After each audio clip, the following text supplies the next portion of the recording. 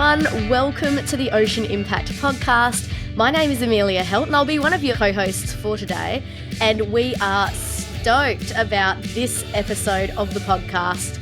It's really exciting. We've got a great announcement that comes along with it, an incredible guest. And so it's just a very, very exciting time for the whole team at OIO.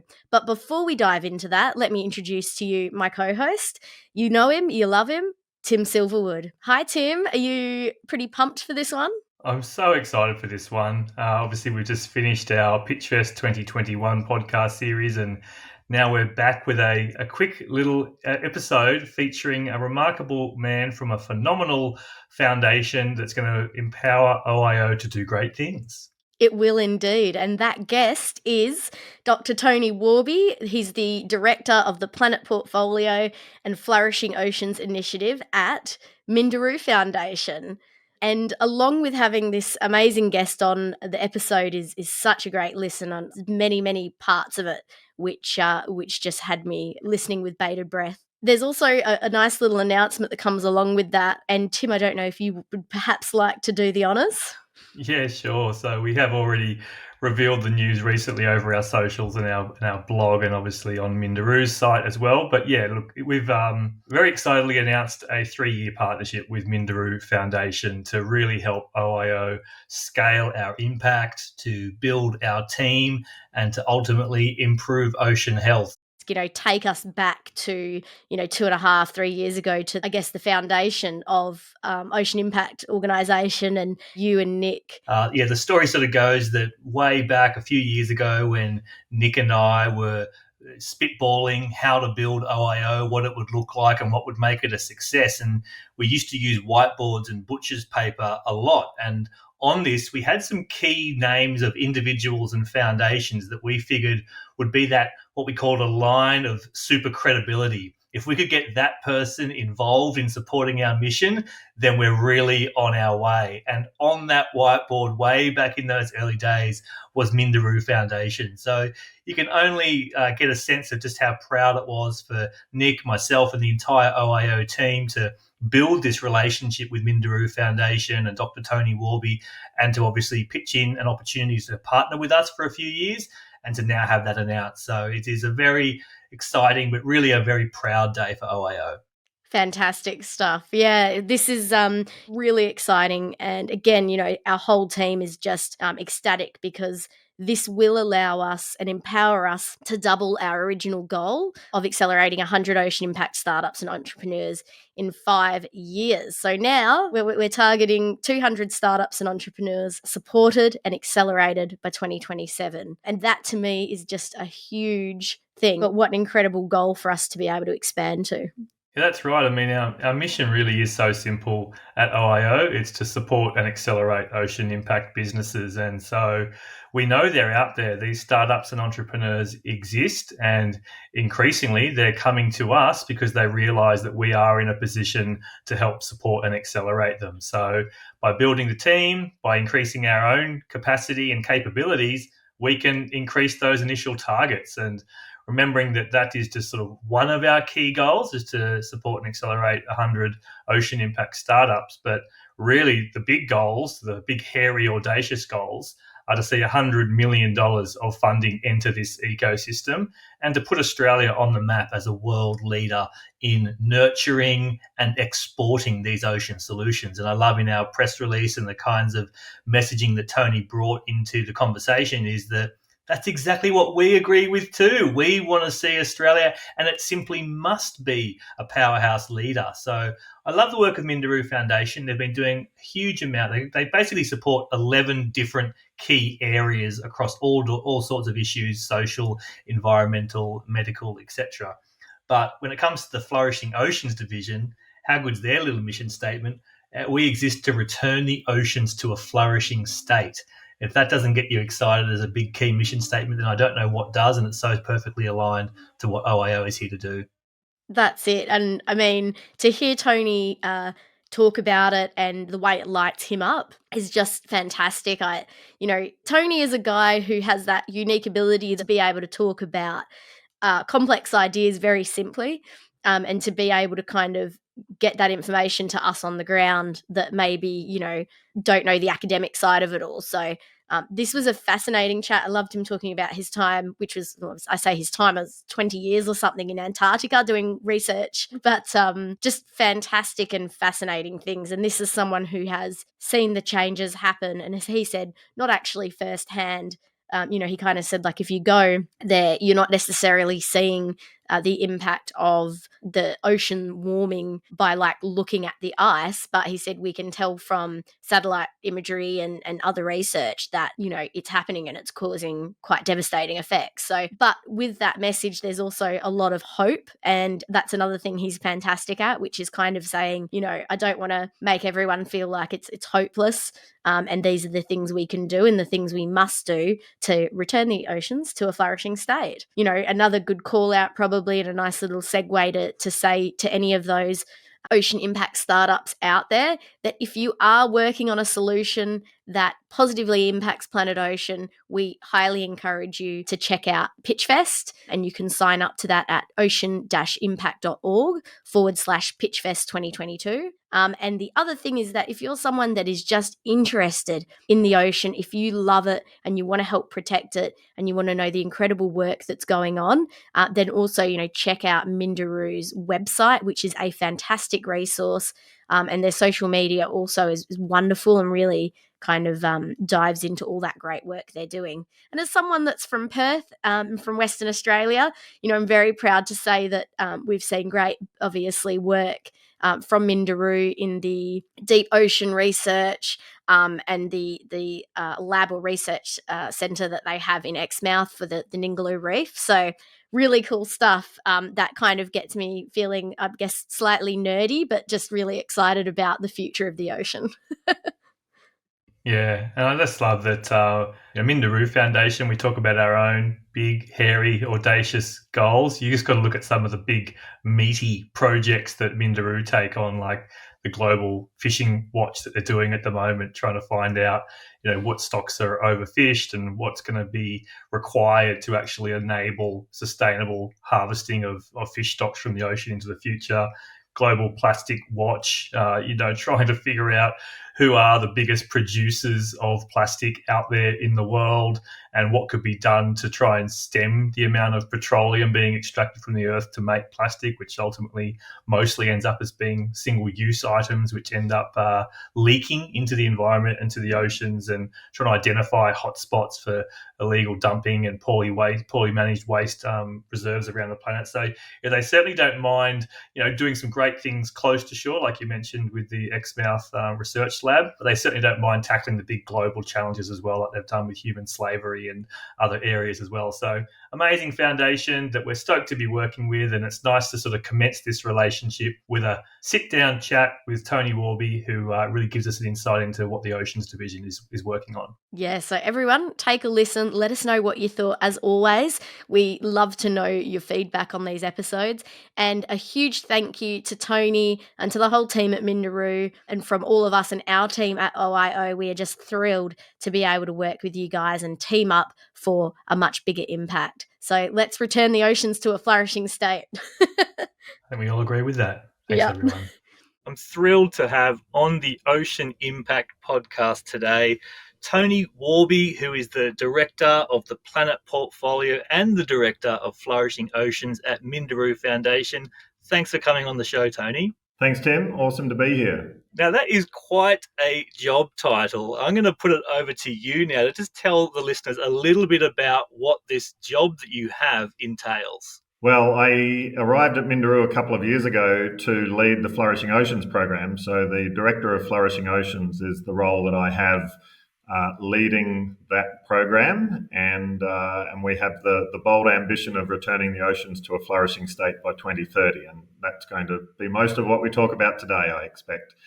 We also went through an organisational restructure at the start of 2022, and out of that, I also took on responsibility for what we call the broader planet portfolio. So all of the environmental work across the foundation that not only includes the oceans, but all of our fire and flood resilience work, the work that we're doing on plastic waste, and a lot of the work that we're doing on climate change. So I have broad responsibilities for all of that environmental work. Can't wait to talk more about the programs and initiatives that you've been working on too. I love this. How's this for a big vision statement, returning the oceans to a flourishing state by 2030? I get tingles just talking about it. But let's get into this sort of bigger picture for people out there across the world who maybe don't know a lot about Minderoo Foundation. Perhaps you could spend a bit of time telling us about Minderoo and some of the initiatives that they're focused on. Yeah, sure. So Minderoo is, we're actually 21 years old this year. It was a foundation established by Andrew and Nicola Forrest quite a long time ago now, and it had very much a focus on early childhood education at the time. That was the passion for both Andrew and Nicola. And it's really only been in the last 5 years, I would say, that Minderoo has grown very significantly. Andrew and Nicola's generosity has now put more than $2.5 billion, that's with a B, $1 billion into our corpus. And over time, we expect that will grow. So there's a fantastic amount of money and generosity that's come from them to support the foundation. And the initiatives that we focus on, or the programs of work that we focus on, are very much aligned with the passions of the Forrest family. Andrew's deeply passionate about the oceans. He's deeply passionate about the problems facing the world with plastic pollution. Nicola's very, very passionate about early childhood education and arts and culture. Grace, their daughter, is a strong advocate for Walk Free, which is the part of our foundation that focuses on modern slavery. And it's probably one of the longest running programs of work next to the early childhood education. And then, besides that, we also fund work in cancer research. We provide a lot of support to arts and culture. There's a big piece of work on Indigenous parity through our Generation 1 program. And so, a pretty broad remit, but no shortage of ambition against any of those areas of focus. It really is amazing. And obviously, as an organisation, OIO has really benefited from fantastic relationships with philanthropic foundations and that philanthropic community. And it just constantly amazes me the power and the capacity for this essentially funds to be just transformative in all these different areas and aspects. How big is Minderoo Foundation in terms of the number of people working for the foundation, and particularly on the Flourishing Ocean side of things? Yeah, the foundation itself is about 200 staff now.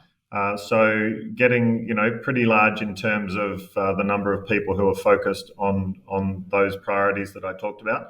The Oceans program is about the largest, both in terms of number of people and budget. We commit through the Flourishing Oceans program somewhere around $35 million a year towards returning the oceans to a flourishing state. It sounds like a lot, but then you think about all the challenges that you have to grapple with overfishing and getting marine protected areas funded, and all the things that I'm sure we'll talk about in this call. It's incredibly useful and important funding that we have, but philanthropy, I think, as you know, I know, is only ever going to get us part of the way to solving a lot of these problems. We have to mobilise a huge amount of government money. We have to mobilise a lot of private capital. But to your point, the real value that philanthropic funding can bring is that it's high risk. We can step into spaces where others wouldn't step. We can take risks that others may not take if they need to guarantee a return on their capital. Governments tend to be risk averse, but we can go in and de-risk early stage investments. The business community can then follow us in. And so I think that's really the power of philanthropy. That's a fantastic role that we can play as a foundation. Yes, and with a lot more very rich people joining the list every day. I think I heard some statistic recently that it's like a new billionaire formed almost every hour, which we might need to fact check that one, but it's a pretty incredible rate. So we do need to make sure that people out there are setting a really high standard and precedent with giving to solve these great challenges that we face. And just on that, I think, if I can channel Andrew and Nicola just for a moment, I think there was a point where they gave anonymously. And I think Andrew would make this point if you were interviewing him, Tim, until someone said, mate, if you're just giving your money away anonymously, who's going to know and who's going to follow your lead? And so I think that's a really important message. We do have to encourage wealthy people to be philanthropic with their funds. There's a lot of great causes out there. Most philanthropists fund what they're passionate about, but partnerships are incredibly important, and partnerships between billionaires and family offices can be incredibly powerful. And some of the biggest partnerships we've got are with other organisations that are funded through philanthropy. So there's definitely a multiplier effect there that we have to leverage.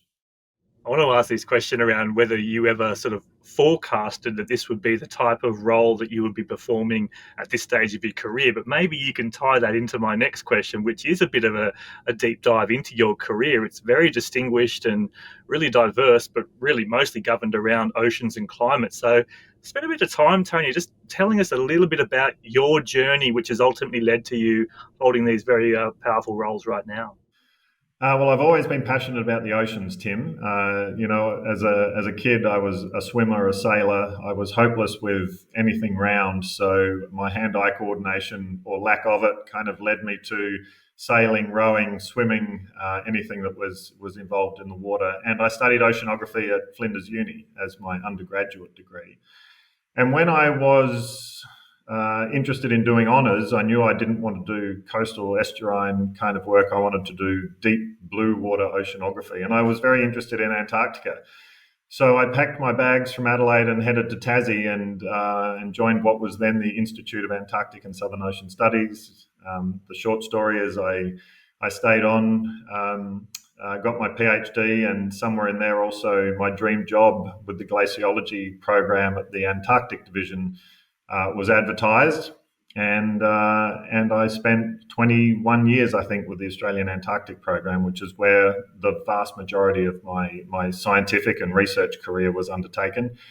And I think over time, the field programs that I was leading went from, two people jumping over the side of a ship and taking an ice core occasionally to, multi-million-dollar 2-month field programs that brought together scientists from all over the world to really study Antarctic sea ice in a huge amount of detail.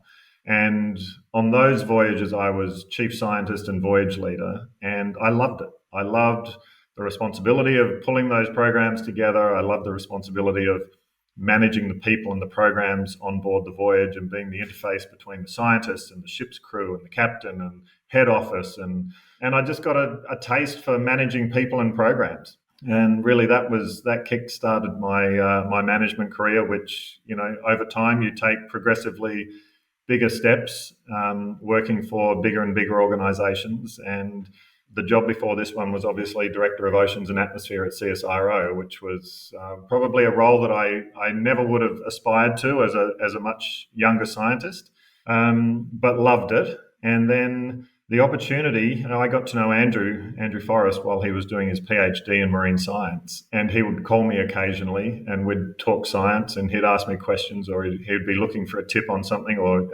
somebody to put him in touch with on a particular topic.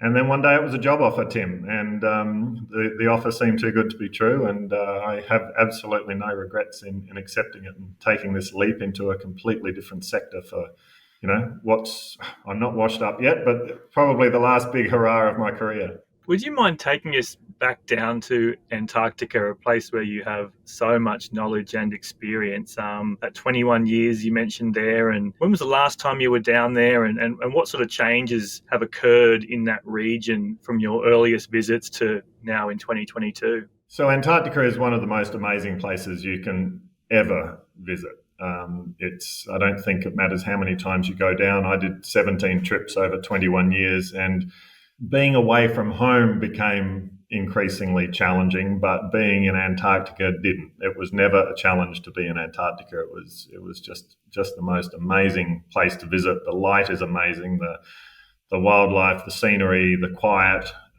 just extraordinary. I studied Antarctic sea ice, and some of the changes that we've seen, both in the Arctic and the Antarctic are very significant. Arctic sea ice, of course, has changed dramatically in the last 20 or 30 years. I know as an honours student, kind of back in what would it have been, late 80s, I guess, we talked about the Arctic being just this heavy multi-year area of ice where ice couldn't escape through the straits into the Pacific and Atlantic Oceans, and it just built up and accumulated over time. It was meters and meters thick, and now a lot of it's seasonal. So there's areas of the Arctic that really melt back almost to open water. I don't know how far away until we see open water at the North Pole, but it's probably not that far away. And so the changes we've seen in the Arctic, absolutely extraordinary. They're a little less stark in the Antarctic, mostly observable through satellite data and how you follow trends in satellite data rather than what you can see on the ground. But I think, just from a glaciological perspective, some of the biggest changes around Antarctica is how the ice shelves are thinning. And that's driven by warmer ocean water melting the undersides of the ice. And that's only something that you can see from satellite data. If you were sitting there on the top of those ice shelves, it wouldn't look very different. But we know from the data that those ice shelves are thinning, and over time, that will lead to more of them breaking off. It'll lead to more ice flowing from Antarctica into the sea. And over the next 100 to 200 years, that could be a very big contributor to sea level. Yeah. Fascinating stuff there. It must be quite challenging sometimes to fully acknowledge just how much it's being transformed on your watch and on our all collective watch. Let's maybe just go and go a little bit bigger and broader and talk about, I suppose, the state of the ocean on a larger context. Now, that could be an hour-long podcast in itself, so maybe you want to link it back a little bit to some of those projects and programs that you've been working on with Minderoo. But yeah, just give us a bit of a taste of the state of the ocean and some of those challenge areas that you really think we have a great opportunity to enact some great change. Yeah, so it's easy to get depressed about the state of the ocean, and so I'm always torn between giving the stark reality of it, also making sure there's a message of hope that we can do something about it, right? So I think it almost doesn't matter which indicator of ocean health you look at, Tim, it's going in the wrong direction at the moment. Climate change is absolutely the biggest threat to the ocean. We know that the ocean is warming. We know it's becoming more acidic. These things have been known for a very long time. Some of the impacts of warming, I just talked about in terms of the impacts on Antarctic ice shelves. But of course, it's also affecting coral reefs all around the world. There's only about half the reefs left that, we had 100 years ago, and that's all heading in the wrong direction. We know that we're taking far too many fish out of the ocean.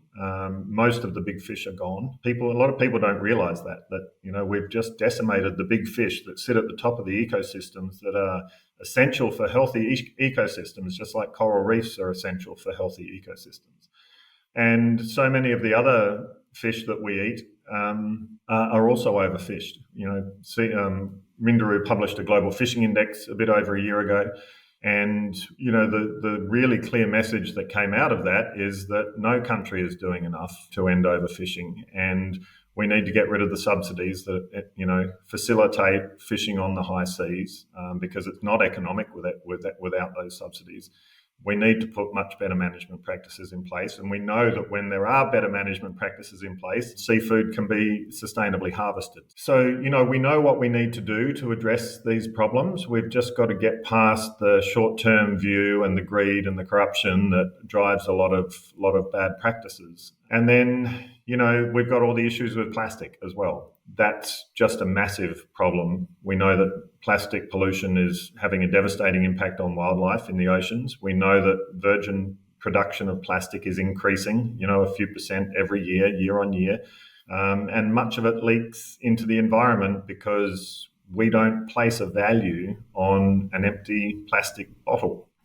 Some places in Australia might have a 10% deposit scheme, but in many places around the world, there's just not the incentive to recycle it. And so one of the things that Minderoo is working on is really trying to address that problem as far up the supply chain as we can. We are investing in plastic recycling facilities in a number of countries around the world, but we're also very focused on how do you redesign plastic to ensure that it can be recycled, that it doesn't contain the harmful chemicals that a lot of plastics do today. How do we lobby for recycled plastic content, for example? So if all new plastic had to contain at least 30% recycled material, suddenly you develop a demand for recycled material that underpins the economics that you need to invest in recycling infrastructure and collection and recycling infrastructure.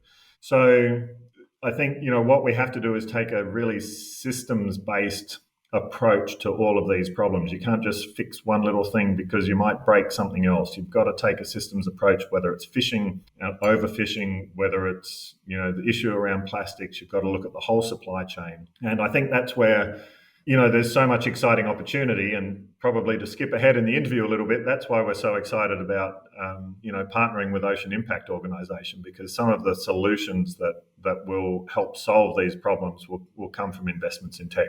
Yeah, that's it. And that's a philosophy that obviously underpins OIO, is that if there is potential for these solutions to be transformative, then why on earth would you put a barrier in place? You'd give them all the help they need to fail fast or to succeed. Yeah. With these programs and initiatives, obviously you have incredible personnel and incredible smarts in the room to determine how and what to focus on, but sort of how are some of these initiatives decided upon? Is it a bit of a collaboration, obviously, with the family and their interests and all the leadership teams? How do you decide to focus on, tackling overfishing and transparency in seafood supply or plastic pollution? Yeah, it's a good question, and there's no single answer to it. Some of it comes directly from Andrew and Nicola, to be very clear. I think where we see opportunities that tackle entrenched issues, we like to say we challenge the impossible. We also like to say that we bite off more than we can chew and then chew like mad. So, there is a level of ambition that is in the DNA of the organisation. And that gives you incredible scope to say, well, how do we tackle this problem of overfishing? How do we take a systems approach? Who do we need to partner with in what geographic areas to solve which parts of the problem? How do we improve fisheries governance in different areas? And once you start taking that systems approach and you figure out which other organisations you might work with that has, people on the ground in a particular country, or, where you might see an opportunity to improve the governance, and the political door is ajar that will help you get through and have the impact that you need. So it's a combination of being able to recognize where the problems are and what they are, a willingness to step into areas that others might shy away from, either because they're too high risk, or you need a longer term investment, or there's no guarantee of success.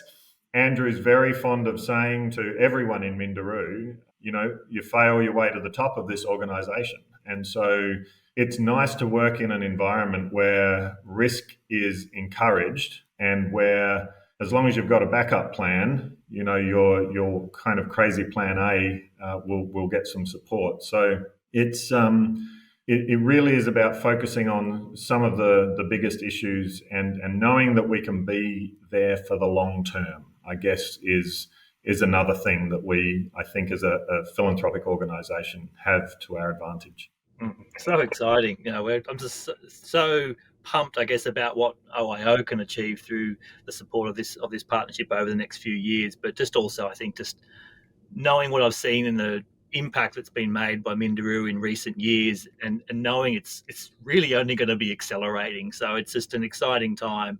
You spoke obviously about some of those big initiatives there. There's also a lot you're doing in the research space as well. Maybe just give us a little bit more depth and breadth into some of the ocean initiatives that you've got the Flourishing Oceans team working on.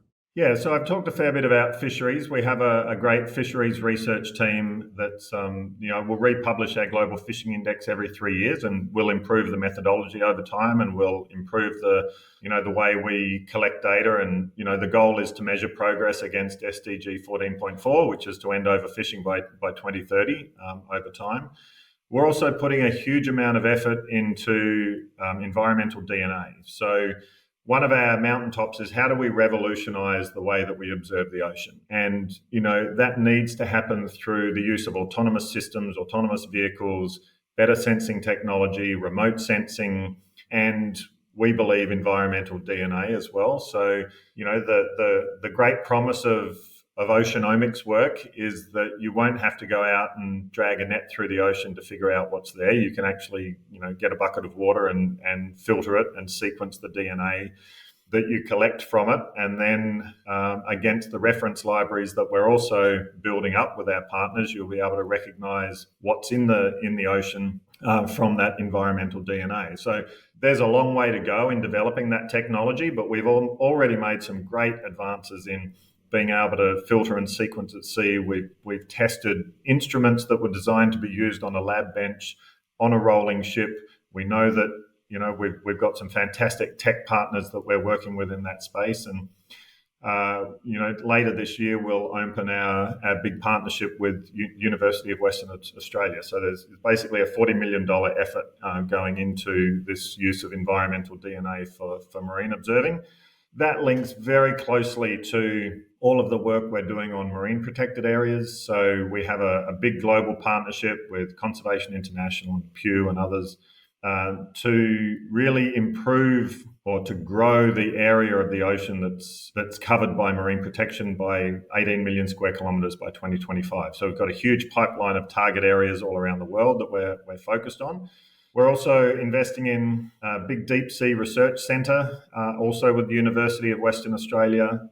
We know so little about what's going on in the deep sea, Tim, and the threat of seabed mining is very real. The damage that could be done to ecosystems that establish over thousands of years is very real. So we need to understand much more about the value of those ecosystems, how they link to the broader ocean system, but also the Earth system, so that we don't decimate vast areas of the seafloor in the quest for rare metals and rare earths that, the green revolution might, lead us towards. So there's this real paradox there, right? We're trying to reduce our emissions, remove to renewables and batteries, but we need all these extra minerals that, the easy target is the seabed. Our view is that we need to do a much better job of using and recycling those minerals that we have already from land-based mining.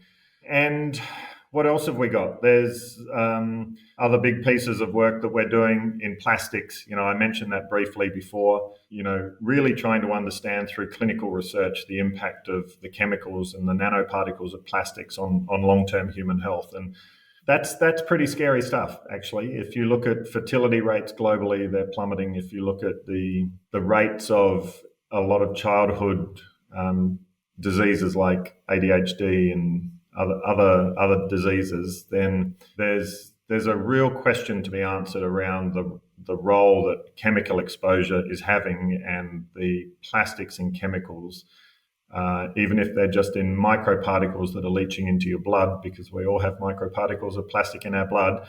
There's some real concerns there that we're really trying to understand as related to the problems around plastics. Gosh, I'm just trying to picture what it must be like when you have your team retreats and get-togethers and start rubbing shoulders with all the people working in these areas of the organisation. It must be pretty amazing, let alone the partner interactions. Yeah, it's fantastic. We have just we've recruited some fantastic people into the program now, people that have come out of very long and distinguished careers, whether it's in CSIRO or other academic institutions. People a little bit like me who just thought that the change of pace and the change in ambition and kind of untying yourself a little bit from the whole peer review process and just into a more action-oriented, more nimble environment. And it's a pretty amazing space to be in.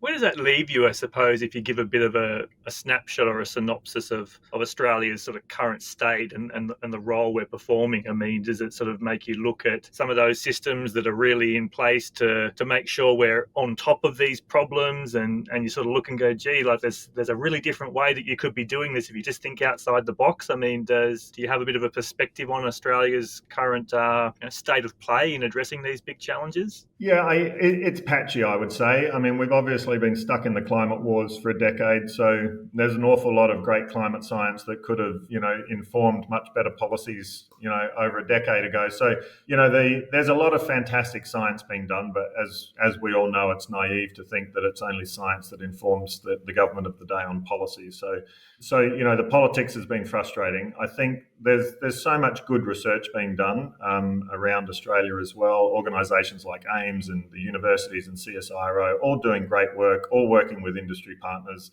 but they move slower than a philanthropic organisation does. We support a lot of great academic science.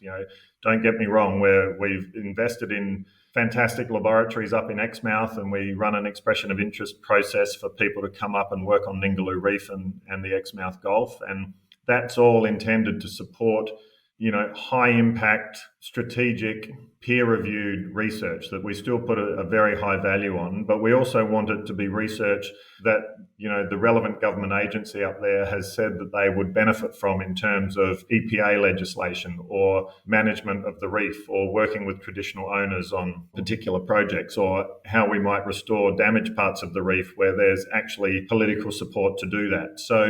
So we tried very much to make that link between the academic research that we're supporting and what decision makers are asking for in those particular areas. But, I think it's an ecosystem approach, isn't it? The way I would phrase it is every organisation brings something different into the ecosystem. So the important thing is that we're working together and communicating, and, organisations like Ocean Impact Organisation filling a really important niche now. We need to do a better job of getting the business community engaged in the ocean. We've got some big things happening in 2023 in that space. I think the links between ocean health and net zero and the business community could be much stronger than they are. So this whole ocean nexus, climate, nexus space for the business community is something that we can really explore. And so I think, there's so much opportunity there. We just need to, in the decade of the oceans, we need to be bringing all of those stakeholders together so that we're hearing each other's voices. We all come from a different perspective, but have something really unique to contribute, and we need to be talking to each other. Yeah, and it certainly feels great. Obviously, OIO only 2.5 years into our journey, but certainly in the last 2 years, there really does seem to be some brilliant momentum building around the ocean decade and Australia's role. So, and the climate wars are, almost certainly behind us. I almost feel, like I've got to touch wood just saying that. Is there anything else you wanted to say about this partnership with OIO? You've obviously said some lovely kind words already about what it is that we're working on, our little niche that appeals. But is there anything else about the partnership, and particularly how you really are going to help us, I guess, scale over the next 3 years, which is really, really powerful partnership to help us do that. So we're thrilled, but maybe you've got a couple more words to say. Well, I think there's just such fantastic alignment in our ambition, I think, Tim. And you're only 2.5 years old, but in a sense, Flourishing Oceans program in Minderoo only really started in 2018, and we've kind of grown over that last 2.5, 3 year period as well. So I kind of feel like we're a bit of a startup as well in many respects. A really nicely funded startup, I have to say, but to my earlier point, we have to partner, right? And we're not well set up to do the kind of work that you're doing in terms of building capacity in the innovation system, kind of running your pitch fests, attracting kind of great entrepreneurial minds around programs of work. That's something we really want to see happen, but it's far better that we support you to do it than try and do it on our own. We just see huge value in the capacity building that you're doing as well. And I think just creating this innovation mindset within the community and providing support for people to kind of, switch their head into that space is incredibly important. And just delighted to be partnering with you and kicking that journey off. Yeah, absolutely. And so much, I guess, about those earlier points too, about the business community as well, and just sort of showing the business community what putting the ocean in your lens looking out looks like as well, and obviously creating some of those opportunities for industry with new technology should they succeed. So yes, we are pumped. You spoke a little bit before about 2023. Is there anything else on the horizon for Flourishing Oceans or Minderoo that you wanted to touch on today, or any little teaser alerts? Yeah, so probably the space we're stepping into increasingly is the education space. So working to develop school curriculum materials. We've got a few movies and documentaries in the works that people will hear more about over the next few months and into 2023. One of the great things that Minderoo has is an arm called Minderoo Pictures, and so we do invest in documentaries, movies that help tell our story. It's not always just about the story of Minderoo, but things that Minderoo is very interested in. So we've got some interesting projects underway that I think will be really impactful. And part of the reason that we are investing in those is because we can then run impact campaigns around them. We can develop school curriculum materials around it. And so across a number of programs of work where we're putting a lot of effort into that space. So that's probably the most emergent thing that we've got coming down the pipe. We'll obviously stay committed to supporting all of the marine research that we're doing around Western Australia and globally. But there's so many exciting things coming down the pipe. Fantastic. Well, we're all duly excited about that. Conscious, couple of questions to go, Tony. I love this little one here, an opportunity, I suppose, to share some words of advice or words of wisdom, because we do have lots of people tuning into this podcast who perhaps they're already in the research or in academia, but thinking about getting into commercializing technologies, or maybe they're just at the start of a journey and looking at people with a career rap sheet like yours. Any sort of words of advice for people out there who do want to work in this ocean impact space, but perhaps need a little bit of wisdom down the tube? So maybe I'll reflect on some things I think I've done well and some things I think I could have done better over my career. What I would say is be prepared to take risks, be prepared to follow your heart, move around. I've changed jobs every 3 or 4 years, probably in the last 10 to 15 years, and some of those it was a very hard decision. Some of it was an easy decision, but every time that I left an organisation, I truly I'm pretty sure I can put my hand on my heart and say I left it in a better place than when I came in. And so I think just being prepared to take opportunities as they arise, even if they seem a bit risky, is probably some great advice. Again, I'll channel Andrew, my boss. He'll say it's okay to have a crazy plan A as long as you've got a bulletproof plan B. So I think that's just great advice, especially for people stepping into this entrepreneurial space where you're not quite sure if something's going to work. It doesn't matter if you fail, just pull out all the stops before you fail. Don't fail alone. Make sure that you've asked every single person that you possibly can for help, whether it's advice, ideas, money, support. It doesn't matter what it is, but ask people for advice and support. And I suspect most of the time people say yes, people like to be asked. So don't fail alone is a great piece of advice. And probably the thing I wouldn't say I regret, Tim, but I would say find your voice on important issues as soon as you can. It takes confidence to do that. It's probably not a confidence I had very early in my career, but I definitely have it now. I'm very happy to speak up on issues that are important to me, and it doesn't matter if other people disagree, as long as you have a well-researched and defensible position on important topics. Then it's more important. In fact, the disagreements are probably more important than being in an echo chamber of like-minded people. I think talking to the fishing community about marine protected areas is something we just have to do. A lot of fishers, they're against MPAs because they think you're taking away something from them, whereas in actual fact, it's so important that we have marine protected areas in nursery zones so that those resources are protected for future generations, right? And so I think these are it's important where there's disagreements like that we find our voice, that we can have respectful discussions and understand each other's perspectives and find common ground. And so don't be afraid to speak up and have an opinion is probably another great piece of advice. Thank you so much, Tony. Wonderful, wonderful words of advice. Okay, pretty much the last question now, where it's really just a chance for you to speak to anything that you wanted to touch on today but didn't. And if that isn't necessary, then let people know more about how they can learn more about your work and obviously support the organisation as well.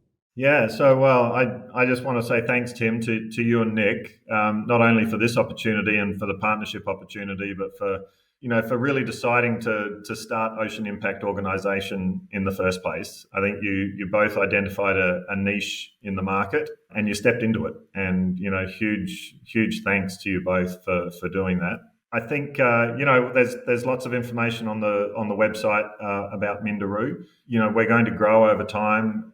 We're going to become, increasingly ambitious over time. We're going to be tackling some of the world's most intractable problems over the next decade, and we can't do it alone. So we're always interested in partnering opportunities. We're always interested in organisations that can advise and help and support the work that we're doing, or that can partner with us. And we love leverage as much as the next person. So any like-minded organisations that want to work with us, we absolutely welcome that. Thank you so much for your time today, Tony. Yes, I'll double down on that. The website is a fantastic resource and there's just so much there to take a proverbial deep dive into. But thank you for all your work. Thank you to everyone involved in Flourishing Oceans, in Minderoo. We can't wait to do some great stuff together over the next few years, and thank you for your time. Awesome. Cheers, Tim. Thanks, mate. Can't take the ocean out of me.